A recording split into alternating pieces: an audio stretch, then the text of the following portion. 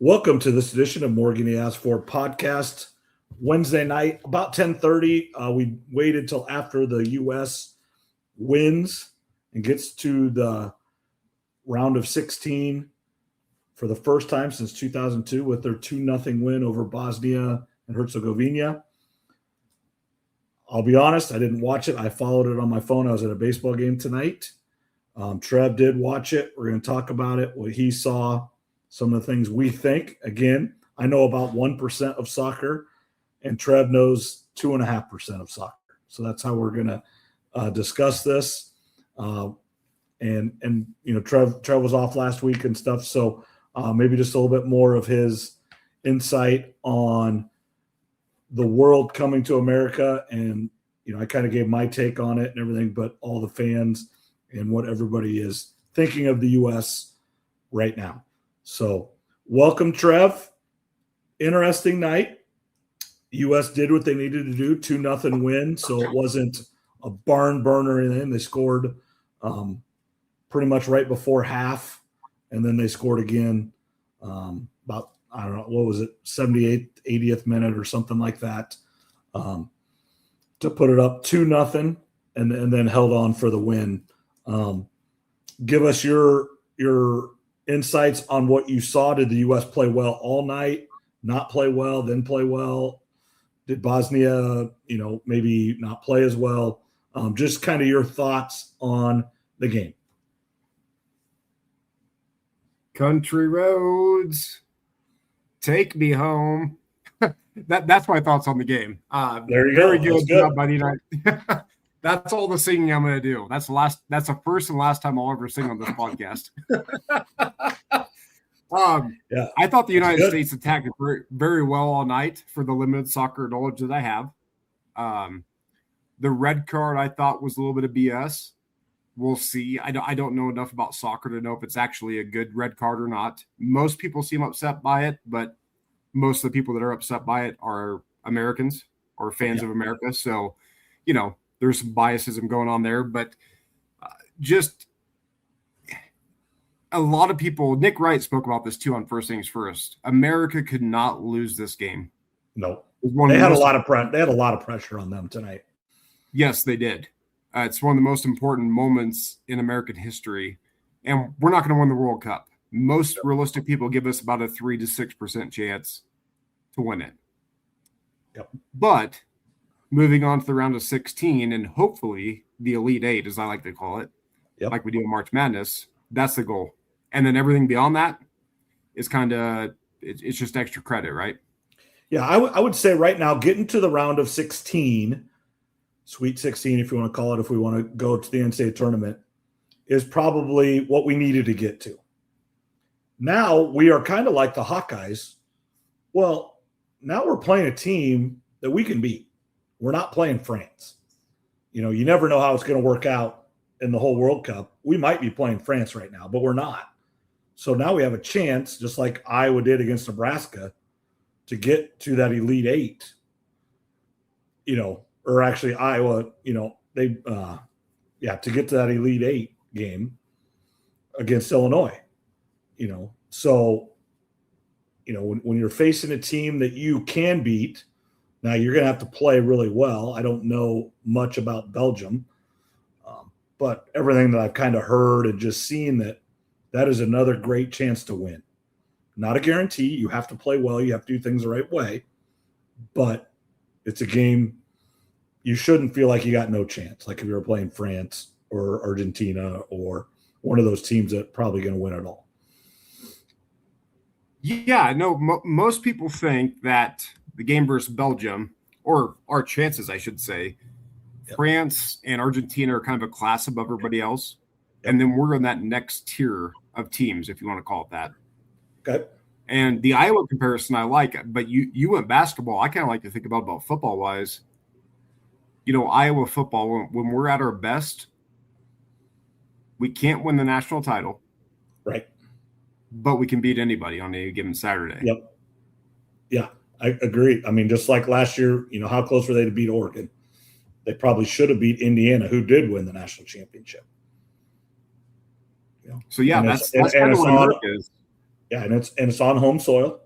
Monday night in Seattle, which just for my viewing and just observations, I think that's a great town to have it in.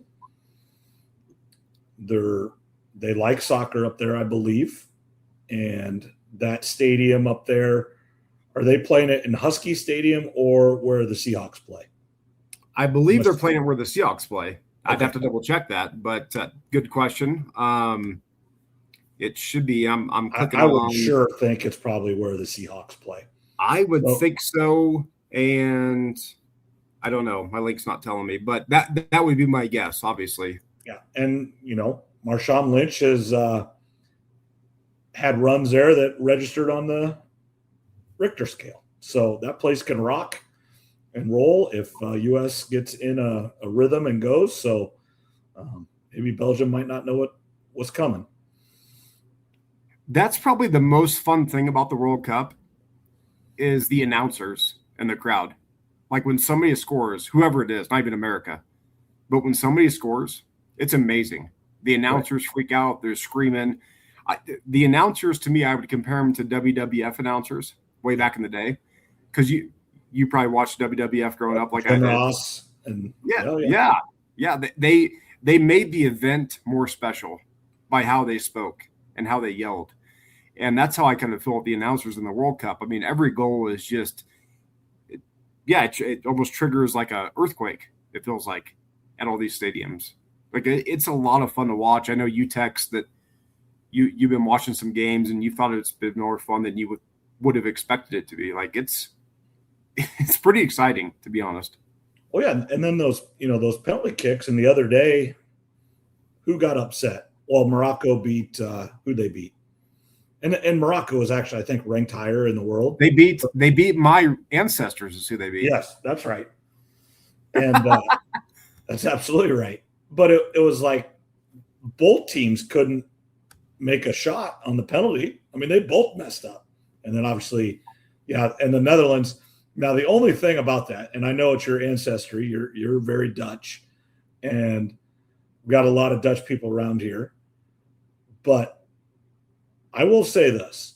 The Dutch are freaking craziness. That left-right dance, whatever they do, and the amount of people they had in Kansas City and wherever they were in Mexico that last game, they're nuts. And there is a lot of bars, restaurants, hotels that are not happy they are out. Probably a lot that aren't happy. There's some that are, depending on what crowd they got, of course. Yeah, absolutely. No, you're right. The Dutch kind of went a little bit crazy, which, typically Dutch folks don't. So I'm kind of proud of them for, stirring up the pot a little bit. But those scenes from Kansas City were insane. Like just them walking down the street, essentially closing the street down, and just everybody's in orange. Everybody's doing the same thing. They got those buses all painted up. I saw where they shipped those buses over here on a boat and then took them off the boat. I mean, that's insane. And we are just learning. We think that football, and I know we've talked about this on text chains and stuff. We think that Alabama, Georgia is a big rivalry. Texas A&M. No, it's not. Because that's still only one region of the country. These are entire countries. And like the people of France, the people of Germany, the people of the Netherlands, this is what they live for. They save their entire 4-year vacation, or maybe they just don't work in Europe. Heck, I don't know. But the amount of money they've spent in the U.S. this year, and even the smaller, like Bosnia, there's a lot of Bosnian people around Des Moines. Like when I worked for my dad, there are a lot of contractors and different businesses that were Bosnian. I mean, they paint, they do drywall. And that's just Bosnia. And then the Ivory Coast. It's just craziness. And the U.S. is a melting pot. We have people from everywhere in this country, but then they've traveled here too. And every country, Cape Verde, who's really small as well, had a great contingent. I mean, Norway's nuts doing the row the boat, and it even made it little bit better with Victor Hovland winning the golf tournament.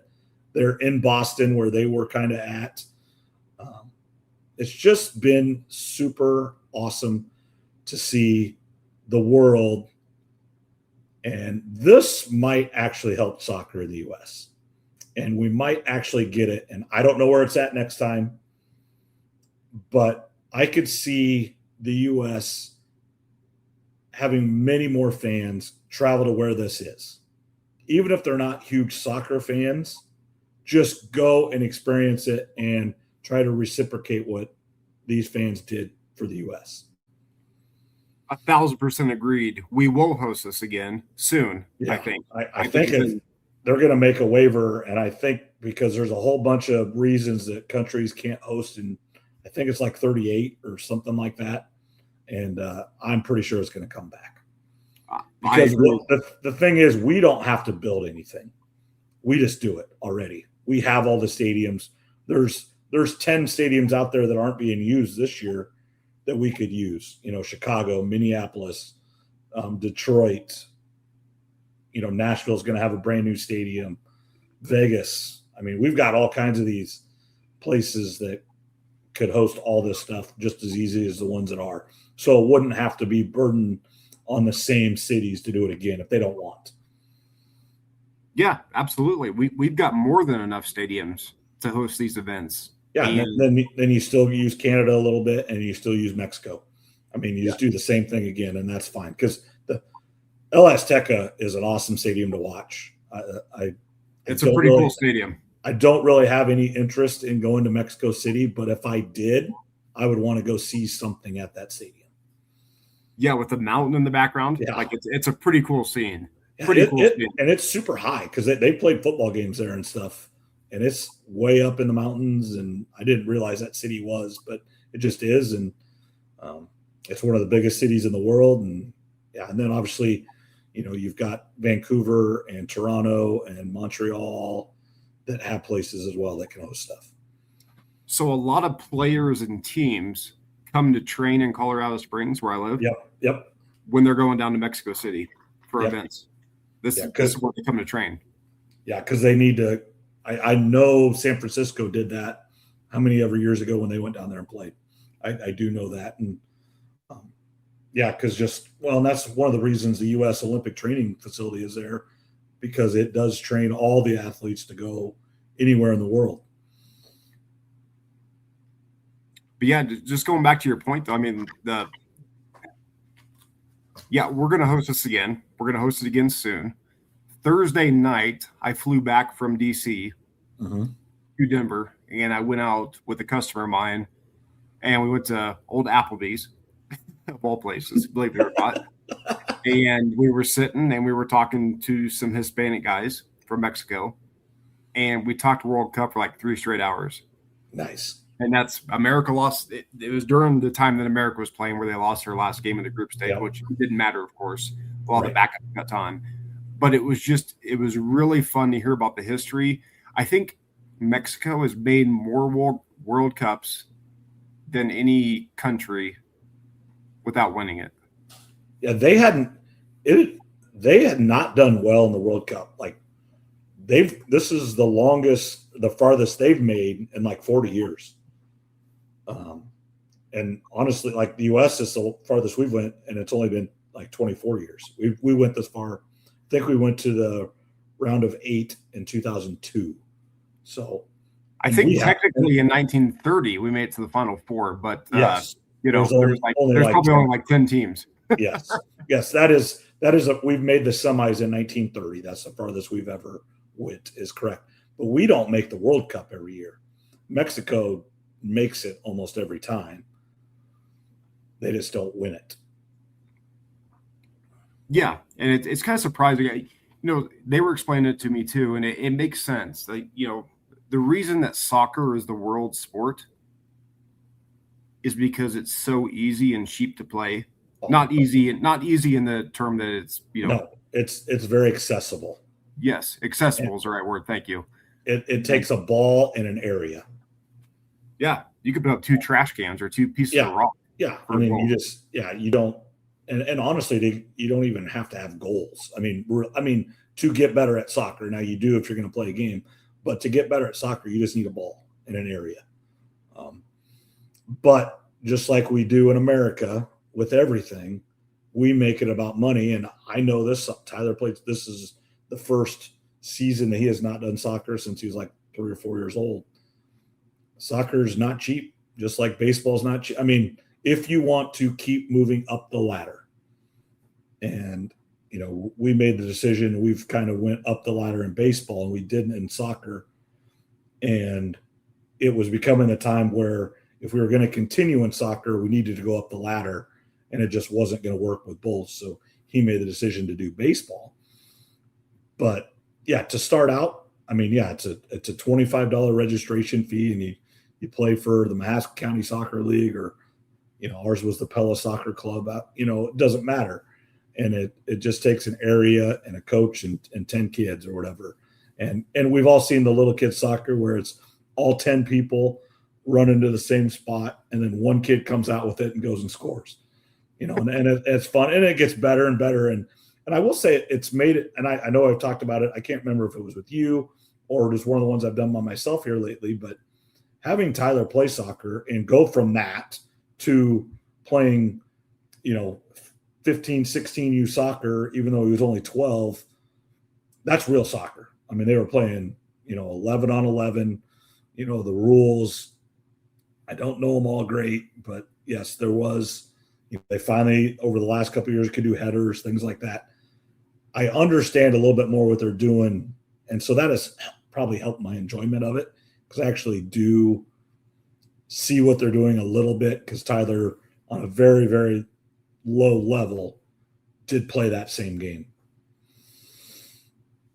Yeah, you're right. I mean, sports growing up now, it's expensive. You kind of have to choose at certain times. I mean, you have to make tough decisions for a kid as a parent. I'm not a parent, you are, but I kind of understand the thinking behind all that. And yeah, just understand the game of soccer. Like, you understand it probably better than I do, of course. Right. But we understand the basics of sports. Right. You need to have more points than the team you're facing, typically in sports. And when those penalty kicks happened, that was amazing theater, in my opinion. Right. And overall, and I know why they do it, and I know why they do it in hockey. They don't do it in the playoffs. They do it in regular season. It is a little bit gimmicky, but I understand it too, because you can't play forever, because whoever does win has to play again in 5 days or 4 days. And you've been playing for, 115 minutes. You put your subs in, there's no, and that's the thing about soccer that's a little bit weird, is when you come out, you cannot go back in. There's just some rules to soccer that make it very difficult to play forever. And so and I don't think we've had this yet, but when they go to that extra time, one goal doesn't end it. They play for those 15 minutes, I believe. Oh yeah, absolutely. Because there used to be the sudden death golden goal. I think that's what it's called. And so you're in that extra time, and you score in the 5th minute, it's over. It is not over now. The other team gets the rest of that 10 minutes plus the, stoppage time. That's the other thing that drives there's 2 things that drive the Americans nuts. That soccer, the Americans are never going to get behind in soccer, is the clock doesn't stop. Like, it's super easy when someone gets hurt to stop the clock, or a goal is scored, stop the clock. Stop the clock. And then the other is the game can end in a tie in the World Cup, and you still get points and stuff based on a tie. That's just always going to be hard for the Americans to get behind, those 2 things. I do like the penalty kicks. I think it makes it amazing theater. And Dax McCarty, who is a former U.S. soccer player, he's been on First Things First for about the past month, call it. And he said in penalty kicks, you should probably score about 80% of the time, give or take. And it's only been about 50% of the time in this World Cup because guys are nervous. Oh, yeah. I watched, when one of the Netherlands guy just missed, just straight up. He got the goalie to go the right way, and he just flat out missed. And, I think Landon Donovan was the announcer on that one, and he's like, that is just nerves. It's just straight up. The pressure got to him. So did you know the last World Cup, 2022? Okay, it was in Qatar. Argentina played France. Yes. And they say it's arguably the best World Cup final of all time. So Argentina won it, correct? Yeah, yes, Argentina got 2-0. And then France, I believe, scored 2 goals in like the last 20 minutes. And then they had to go to penalty kicks. And Messi got his first World Cup in that title. If you there's like a 5-minute YouTube video of it. I recommend anybody who's interested about the World Cup to go watch it, because it like the Super Bowl and like the college national championship, they don't even compare to this, in my opinion. No, it's not close. 24 million people watch the U.S. versus Turkey, I believe. That's a lot. I know the Super Bowl gets hundreds of millions, I believe, but for a game where it's very much still a niche crowd, 24 million is really, really high. When you think about a football Saturday game is like 5 million at most, like, maybe the SEC championship, or if it's number 1 versus number 2, Georgia versus Texas or something, might approach 10 million. Yeah, for us as Iowa and Iowa State fans, I mean, there's a lot of Saturdays. It's like 500,000, 600,000, 700,000 viewers for our team. It's 1 million for if you hit 1 million viewers, unless you're playing Iowa versus Iowa State, then you're going to get like 5 million, I think, is the view, just because you get usually it's a national audience. It's on Fox or it's on a bigger. But if you're playing that ESPN 7 o'clock or FS1 2:30, you're talking 1 million people. That's it at most. Yeah, so I think the last Super Bowl got like 130 million viewers, call it that. And there was some soccer game. I know we talked about it. We talked about it on this podcast. I think it was Portugal and someone else that played either the night before or the day after the Super Bowl. And it got 750 million viewers worldwide. Right. Right. And probably that 130 million people is just in the U.S. I know because I know that was a big thing with the ratings when it was Toronto versus the Dodgers last year, is all the Canadians, like when they do the percentage share and everything, it was no Canada numbers. I don't know why that is. I'm sure they can go add it in later, but when they get that instant feedback, it is only America. Well, you know why it is. It's your favorite saying. It's all about money. Oh yeah, they don't want to say it. They don't want to say. There's a money reason involved. Yeah. Oh yeah. Yeah. Money's the answer. There's levels to this shit. Those couple of sayings. Yeah, no, but I mean, but it's true though. Like 750 million viewers, like that's insane to think about. Right. Yeah. And that was just a regular. I think I could be talking on my you know what here, and soccer fans would probably be pretty upset with me and you for how we're not educated, but a regular season game, I think. Right.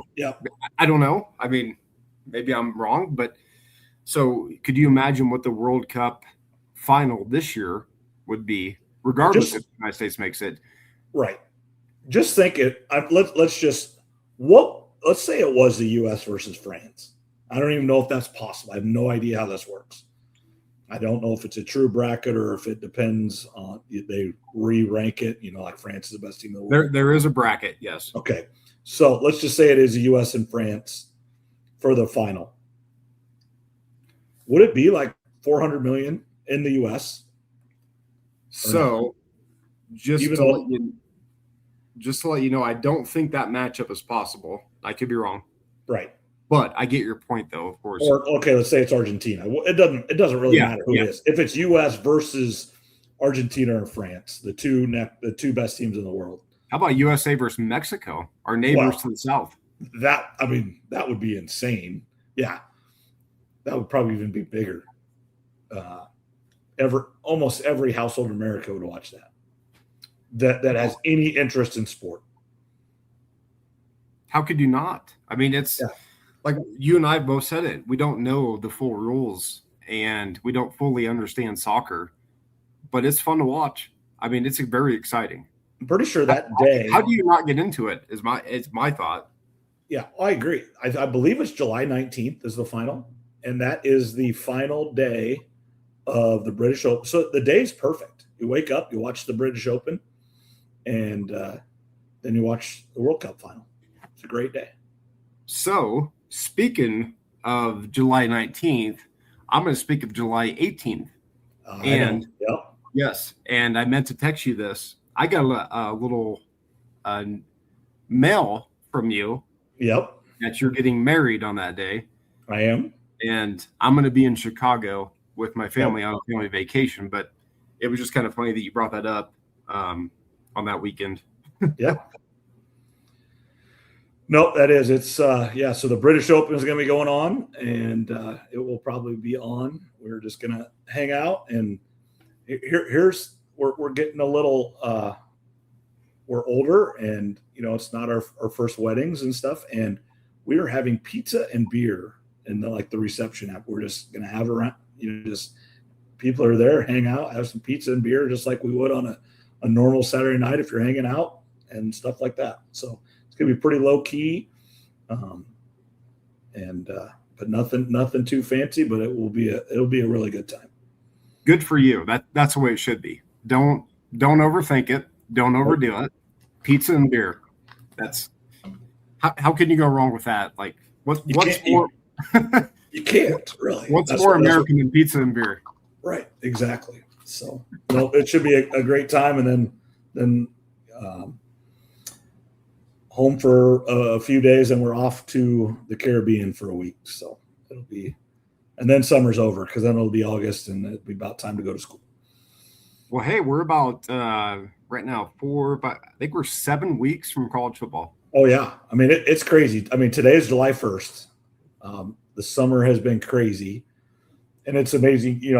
I'm still old school, and actually Zach and Tassel were making fun of me because we always get together and we go to Carroll, and we're going there on the 13th this year, and they were putting out dates and stuff and what dates work, and I don't put any of my calendar stuff in my phone.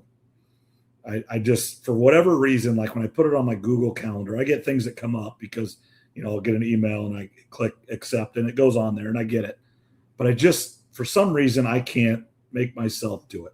So I still have a paper, month, I can see the whole month and I write all my stuff in it. One, I think it helps me by writing it down. And then two, I literally today, I opened it up and I looked at it and I almost just try to memorize the month. So I just know there's something there. And so for me, I need to see the whole month. And they were making fun of me. Like, can't you look at your phone? Because I was in Des Moines at baseball or whatever, I think this weekend with Tyler. And they're asking me, Mom, I'm like, I'm going to have to get home. I have no idea. I think that works, but and it works fine. But yeah, I'm old school in that way. I still use a paper calendar I buy every year and write all my stuff in it. Well, there's another reason you and I are I agree with you 1,000% on that, because I've got a erasable calendar, call it, and I do it month by month, just kind of like you do, is what you're saying. Yeah. And I do the same thing. I get Teams meetings or Google. Yeah. And that stuff comes up on my phone, and that's absolutely fine. But yeah, overall, when Tyler's baseball tournaments or doctor's appointments or dentist appointments, or just like today, I had to take Paige. She's got to get her wisdom teeth out. So it was a pre-op, appointment. I write that down. It's not on my phone at all. So yeah, I don't know. It's how I do it. It's probably not the right way, but it's the way I do it. I think it is the right way, actually. It's the right way. Like you said, it makes you pay attention more. I agree with you on that. Same thing. I do the same thing with all my bets for my schedule for the year. I will do it in a Word document on my computer. Yep. And I'll say, and it'll be month by month or bet by bet or whatever Yep. the case is. Because I have to like see it. I can't have it like in my phone. Right.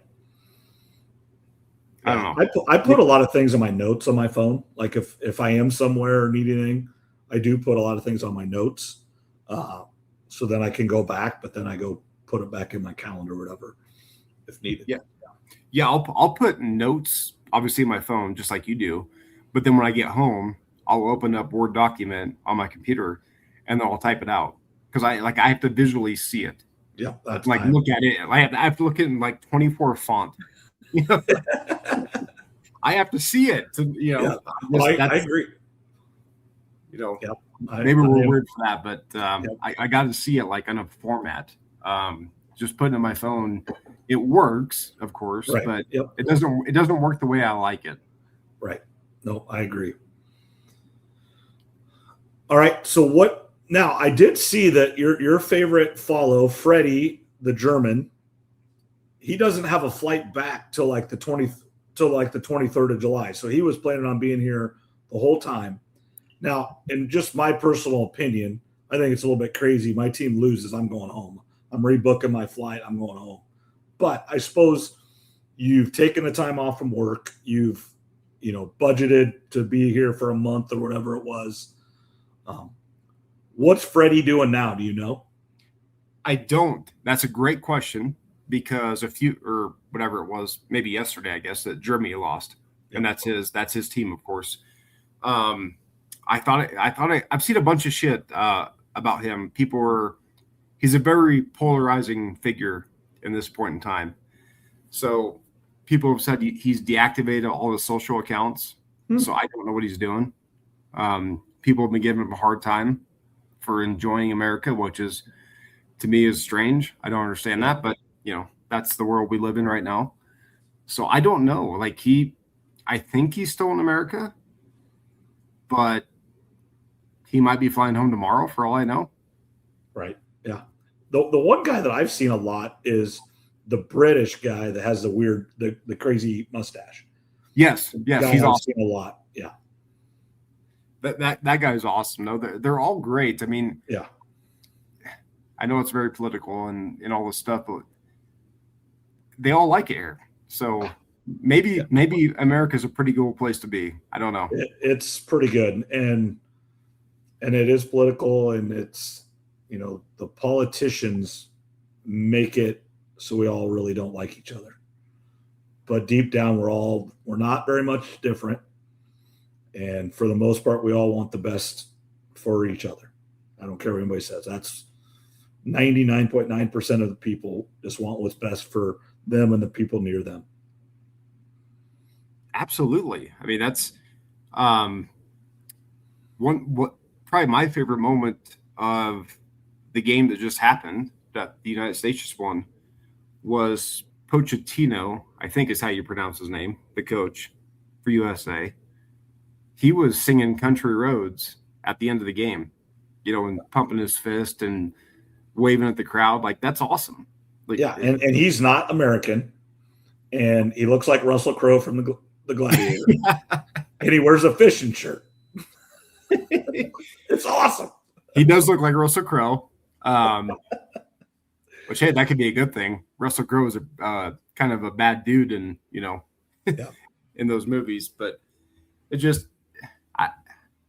there's a guy I talked to online on the Football's Future website that I've been on since 7th grade, and he and I have gone back a lot on just inside information, things that go on in the league. He's got more sources than I do, no question about it.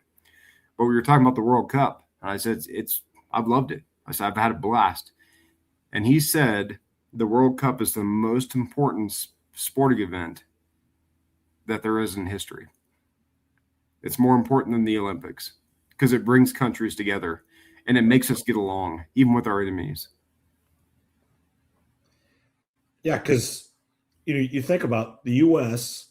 and the Netherlands, just to use them for example, they never even played each other. So there's no reason to not like them, there's no, and really, even when you play someone, you you play them for 90 minutes or 100 minutes with extra time, whatever it might be, and you're not mad at them or you're disappointed in them if you lose or win or whatever. It's just you played a game and then you go out and have a beer together. Well, what I really liked, the coach or the manager, whatever you call it, of the team we play today, or tonight, I should say, he shook hands and waved at the crowd. Yeah.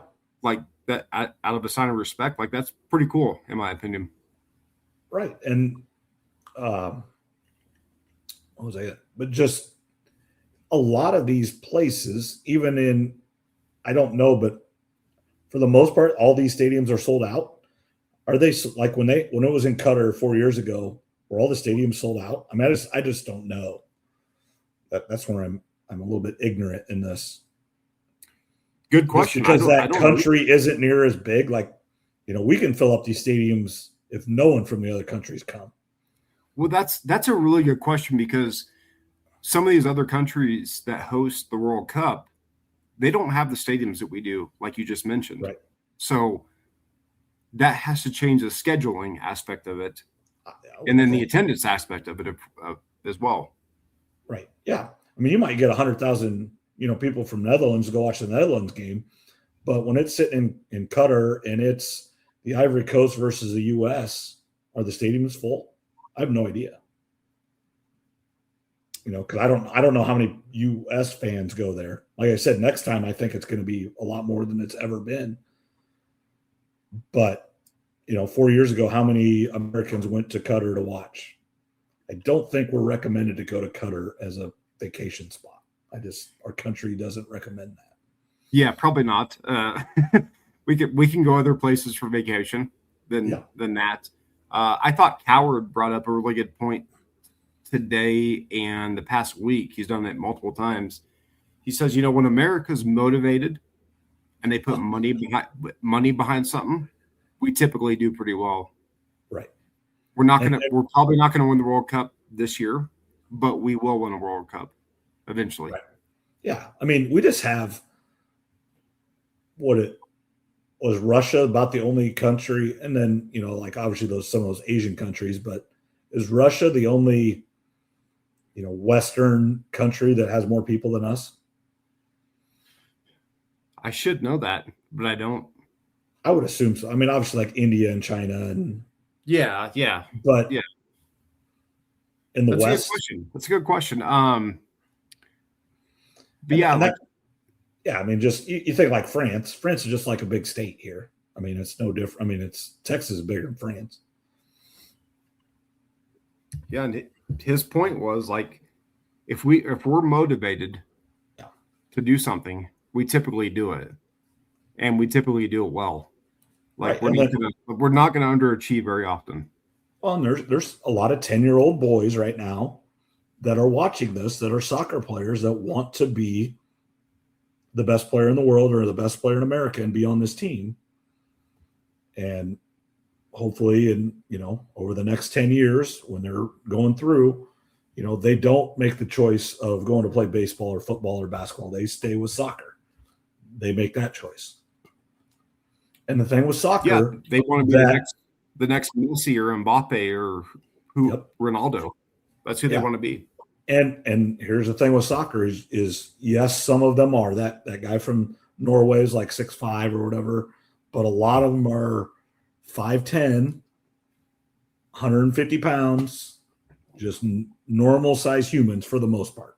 Now, unbelievable athletes. Well, they're bigger than Muggsy still. I know. But overall, to be an NFL player, for the most part, you got to be a certain size. To be an NBA player, you've got to be a certain size. Correct. The average Major League Baseball player is 6'1", 210. That's still, it's not as big as the NBA and NFL, but still overall, that's a big human being in the world. In the U.S., not so much, but in the world, 6'1", 210 is a big human. In soccer, like Mbappe is 5'10", I believe. That's not very big. I think Messi is 5'6" or 5'8". I could be wrong, but there's a story on Messi that he was always super little, and they actually gave him growth hormones when he was little to get as big as he is. No, I think Messi is like 5'6", 5'7". Yes, I think you're He's right. little. And what you And just he said, had to get growth hormones to get to that. Yeah, it's a little bit crazy and soccer, and and here's the last big point I want to make on the actual soccer is and maybe I need to watch more Champions League or that, wake up Sunday mornings and watch soccer on NBC or wherever it's on. But I will say this: the stars are being stars in this World Cup. Messi, Mbappe, that Erling from Norway, they are leading the Golden Boot race, and they are the 3 best players in the world.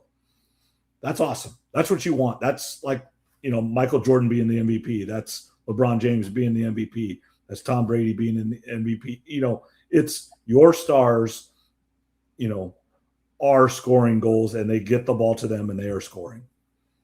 That is like every time, I don't watch all the games, I'm doing stuff, but I'll go to, I'm a CBS Sports app guy. That's just the one I use. And I have it up on my, favorite screen right now. And I click on, France versus whoever they played yesterday. And Mbappe's got 2 goals. Like, well, shocker. You're 1,000% right. The stars have stolen the show at the World Cup.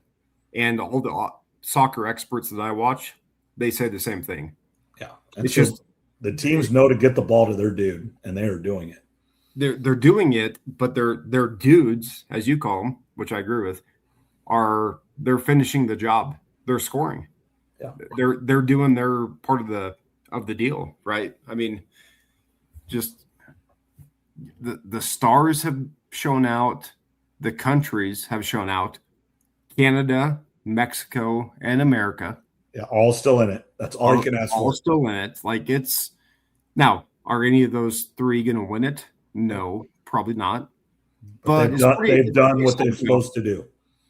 It's pretty exciting though. Like it's nerve-wracking watching these games, I think. Like to me, I'm on pins and needles. Like I'm jumping up and down, like bouncing in the air, screaming. Watching these games, it's because it's once every 4 years.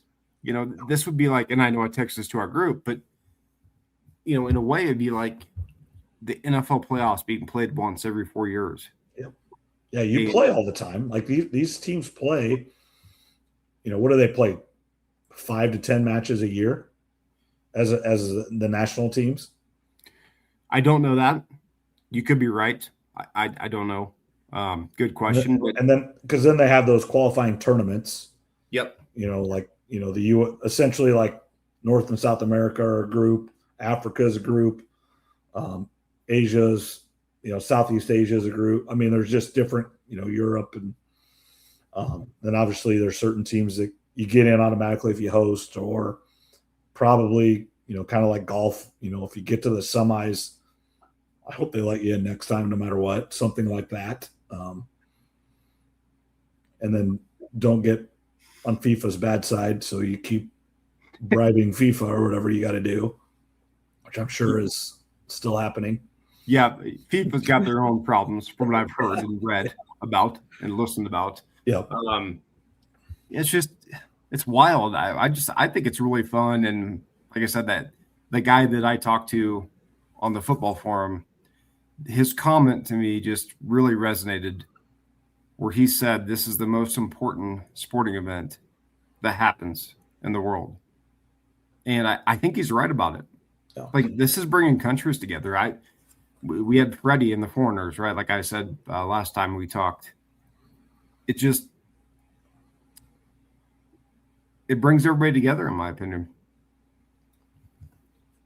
Yeah, I mean, it's been crazy just what – yeah, I'm with you. I've watched more soccer in the last 2 weeks than I have in my life on TV. And watching games that the U.S. isn't involved in. That's what's that. And you watch, and, like I watched that Norway game, and, Erling hit the game winner there, but he didn't hit it well. And it was a question whether it was going to go. And yeah, I mean, it's the stars have shown out. I believe Mbappe is like 1 goal behind Messi in career World Cup games, and Mbappe's only like 27, and I think Messi's like 39, something. Yeah, like and that. Mbappe's gonna pass him unless Right. Severe injury happens or something. Of course. Yeah. It'll be But interesting to see if he can pass him during this World Cup. did I And mean did you? it would be great if those two teams played in the final again. Oh, okay. You said it again, so you knew that. Like they played in 2022, and Yep. I encourage everybody. There's a 5-minute YouTube clip, and it's probably the most electrifying sporting event I've ever watched on YouTube for 5 minutes. Like, go watch it. I'm gonna go watch it after this. It's amazing. It's like I get chills thinking about it, and I have no dog in the fight, nor do you, of course. Yeah. But go watch it and just Argentina was out. Well, I don't want to spoil it for you. I mean, you kind of know the outcome already, I guess. But it's just go watch it. It's really good.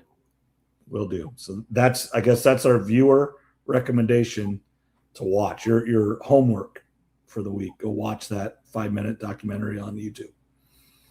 2022 World Cup final. 2022. It's like I think it's like 4 minutes and 60 or 57 seconds. That's close. Whatever. Exactly. But close enough to 5 minutes, of course. And watch that and tell me you're not a sports fan after watching that. You'll love it. I know you will. But somebody else is like, oh, I don't like soccer and all this stuff. Go watch that and tell me you're not a fan after that. All right. Anything else, Trev? Caitlin Clark in the WNBA, but we don't need to talk about the Mickey Mouse League right now, do we? Yeah, that's craziness. Brendan Sorsby finally, I don't think he's probably actually remorseful, but the right lawyer got to him and said, hey, you need to write this. Yes. So I do agree with you on that. It's, like we talked about last time, he didn't kill anyone. Right. But he messed up. And in my opinion, he should be punished. He should be not allowed to play college football. That's just my opinion on it. Yep. But it's gotten to a point now where it's like, damn, it's like everybody's coming after him, which I get. The NFL told college football, this is your problem, not our problem. Yep. Which, is fine. Well, and then the NFL just said, you're not coming here yet. And the Canadian Football League said, you're not coming here yet. And overall, I think this all could have been done much better if he would have just said from the start, hey, I got a problem. I've got to get it fixed, and not have Texas Tech like just beat the drum saying he's going to play, and not, the injunction could have happened, and that's fine. And Texas Tech could have said he will be on the team. We will make the decision if he plays or not. He's right now, I don't believe he's going to play. If circumstances change, we'll see. Like, he actually does get through the rehab, do all the things he's supposed to be a good teammate. We will help him in any way possible.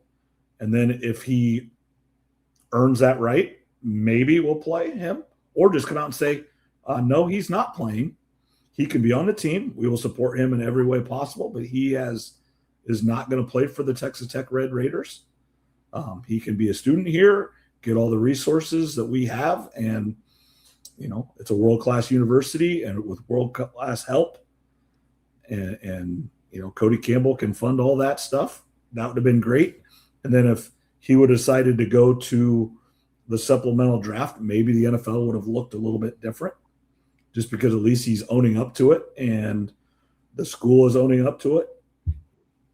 But with all the nonsense and the judge and that 20-minute video of the AD and the president and the coach and Cody Campbell, all those guys, beating the drum, hey, he's got to play for us. He's got to play. He's got to play.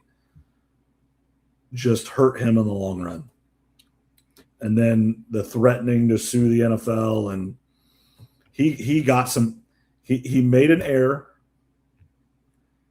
He got caught, and then the information was given to him.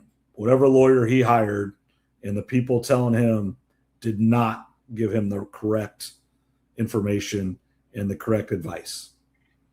1,000% right. And you're not suing the NFL. Nope. The NFL will win every time and twice on Sundays. And probably 10 times on Sunday. And in my opinion, in this instance, now I think the NFL has done some bad stuff over the years. Oh, yeah. We would all agree on that. But in my opinion on this instance, the NFL was correct in their ruling. Yeah. Don't you think? I mean, absolutely. They just said you haven't shown. And here's the thing. If he is a gambling addict, which he claims he is, that's going to be a struggle for every day, just like an alcohol, a drug, a gamble. I mean, there's all kinds of addicts to anything. It is a daily struggle. You don't just become cured of it. It gets better with time. The longer you're off of it, I do think whatever that is, but it's a struggle every day. And yes, there's help and everything, but when you that's always the thing. College football is structured so much. Like your day is set from the moment you wake up to the moment you go to bed. That team, that school has your day planned every day. Whether you have football or not, your day is planned. You have class, you have weightlifting, you have study sessions, you have team meals, you have whatever it might be. From 6 a.m. to 11 p.m., your day is set. In the NFL, it's much, much more on your own. Yes, you have meetings. Yes, you have practice. Yes, you have OTAs and you have that stuff, but you don't have school. And if let's just say your first meeting is at 10 a.m., you have practice from, 1 to 4, and then you have another meeting till 6. Well, if you want to get a workout in or something and you don't do it before 10 a.m. or you're not doing whatever or meeting your nutritionist or getting a rehab or whatever you need to do, that's on you.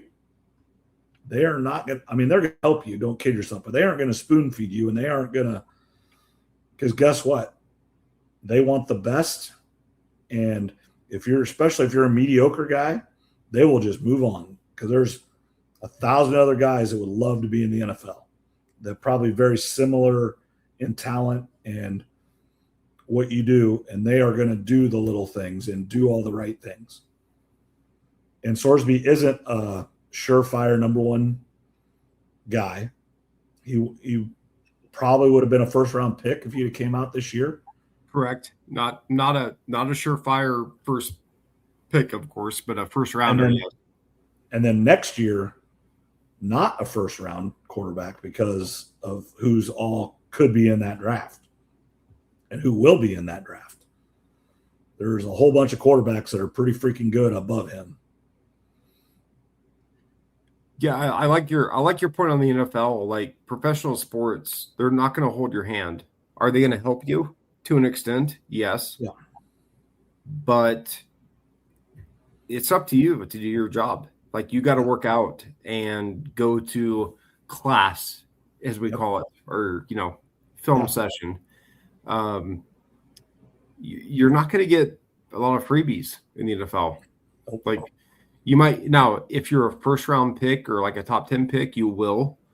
Yeah, you're going to get a little bit, and even I would even say rookie second year guy. They're going to help you more, but once you get yourself established and that's what the veterans are there for, is to show you and teach you what to do.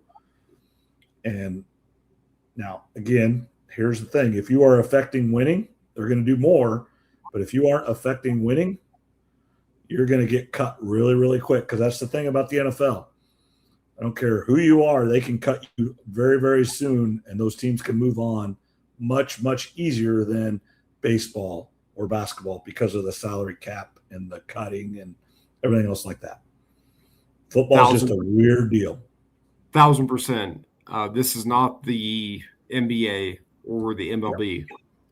They will give you chances, but if you don't show up and do what you're supposed to do, they'll get rid of you. Yeah. And in my opinion, that's the way sports should be. Yes. You know, you either do your job or you don't, or you work hard or you don't, type of deal. The NBA and MLB, I think they let their players get away with more of that than they should. Not completely, of course, but no. Yeah. They're locked in. It's much more difficult to get rid of a player in those two leagues. Now, a lot of it has to do with the roster sizes are much smaller, and then just the physicality of it. The NFL you can't get married into a guy because he could be career ender tomorrow. Unfortunately, that's just the reality of the sport of football. And for whatever reason, their owners and their collective bargaining is just that way. It's just different. And the NFL is the machine. We talk about it almost every episode here. They know what they're doing. They're in charge of everything, and they're going to do it the NFL way. The shield, as we say, and as they say, is bigger than the player. I do believe in the NBA and Major League Baseball, the player is bigger than their shield. But in the NFL, the shield is everything. Completely. Yeah. The NFL, the shield is bigger than the players. As you said, though, the NBA and MLB, the players are bigger than the shield. And that's part of the problem. It's not all the problem, but it's part of the problem. Well, I mean, speaking of the NBA, LeBron is moving again. Probably going to end up at Golden State. Is that what you're hearing too, Trev? Well, he's minus 250 to go there. So for our betting friends that listen to us, which our friends in the desert believe he's going to Golden State. Yeah, as Brent Musburger always said, my friends in the desert. So for our betting friends, he is favored to go there. But I threw two bets. Yep. I threw a bet on him to go back to Cleveland. Okay. That's where he's from, of course.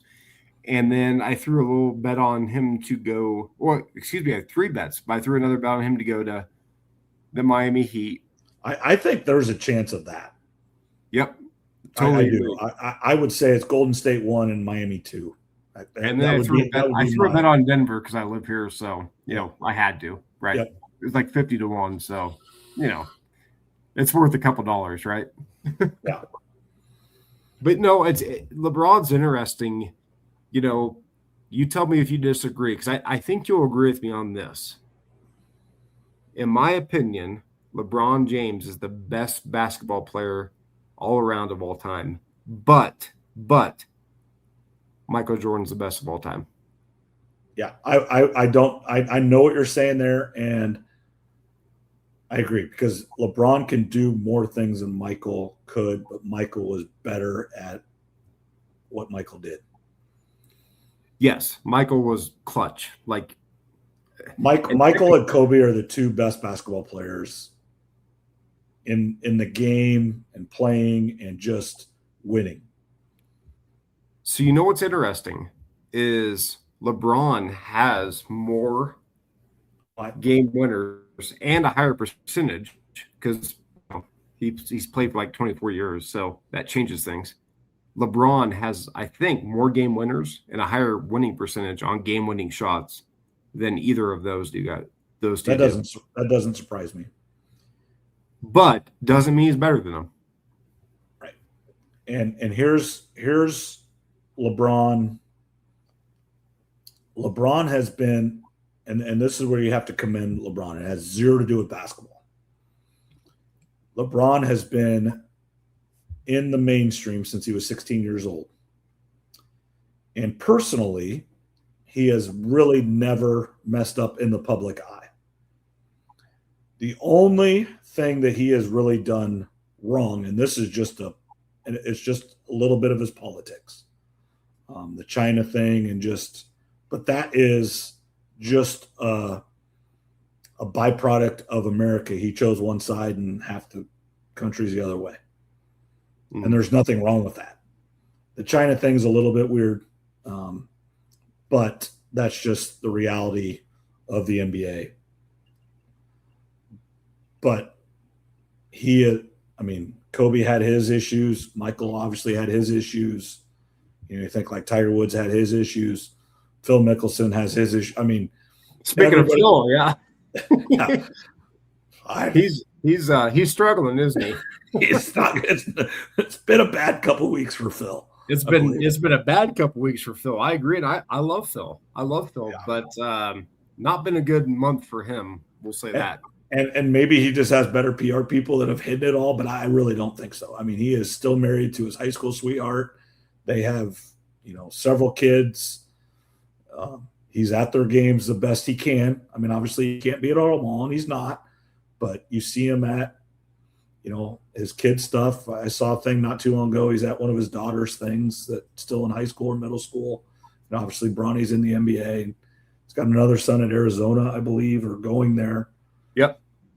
And then then he's got girls that are younger. And I don't know if it was high school or middle school. But no, Phil's not he's not like he's killing people or anything. But, right.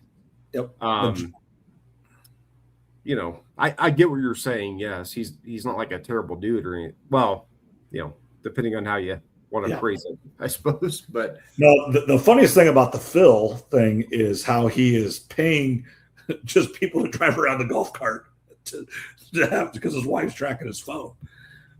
That's hilarious to me. But well, Phil, maybe straighten up a little bit, and your wife wouldn't have to track you. Yeah. And I love Phil. He's my second favorite golfer of all time, I think. Yeah. Behind Tiger. It's just kind of back to your maybe original point that you didn't even mean to make, but like LeBron, I don't agree with a lot of his stuff, outside of basketball, we'll call it. Yeah. But man, 24 years, yeah. He's a billionaire. And he's still working his ass off playing basketball.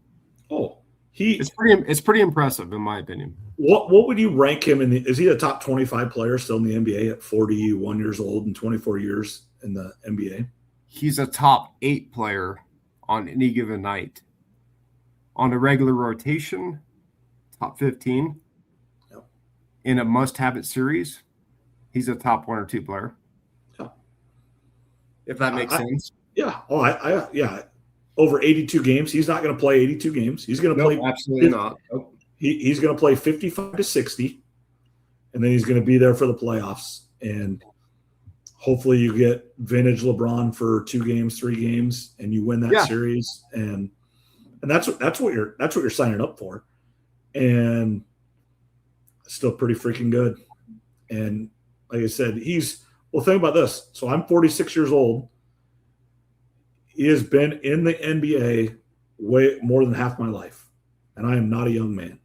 You know what's funny? I thought about that 6 hours before we were going to do this podcast. I was thinking about that. I'm like, damn, LeBron's been playing NBA basketball basically my entire life. Yeah. Not quite, but basically. Right. Well, a 50-year-old person, half their life, LeBron's been in the NBA. Yeah, I think this will be his 24th season, I believe is what it is. Yeah, and we can all, we can have our debates and all these things and his political stuff, but damn, damn, that's impressive. Yeah. It's impressive. Yeah, and he's still one of the best. Yeah, I think last year he went 26-6. Yes. Muggsy Bogues didn't do that. No, he didn't. It's one of your worst takes ever, Trev. I don't care what you say. Well, I probably agree with you, but damn, the guy was 5'3", so give me a break on that one. He was 5'3", he played 14 years. I agree. No 24 years though. Not my best take. I agree with you, and I agree with you and Zach. But 14 years, 7-7. That's pretty good. Oh, heck yeah. Way better than us. Way better than us, but not as good as LeBron, though. No. All right, Trev, let's call her night. We'll be back next week. Okay. Yeah. It'll be so Monday night, the U.S. plays. So we need to wait till at least Tuesday or Wednesday. We'll get together and figure it out. But hopefully, for the love of God, we were talking about a USA victory. Because if not, it's going to be. I'll say this. I know we got to get off here because we've been going a little bit long. If America loses, it's going to be pretty emotional. Like, damn. Yeah. They didn't do what they should have. Right. And so we may just have to go Monday after the game. We'll see. We could do that. That works. So yeah, we'll see. All right. We'll talk this weekend. Okay. Sounds good. All right. Talk to you later, Trev. Thanks, Morgan.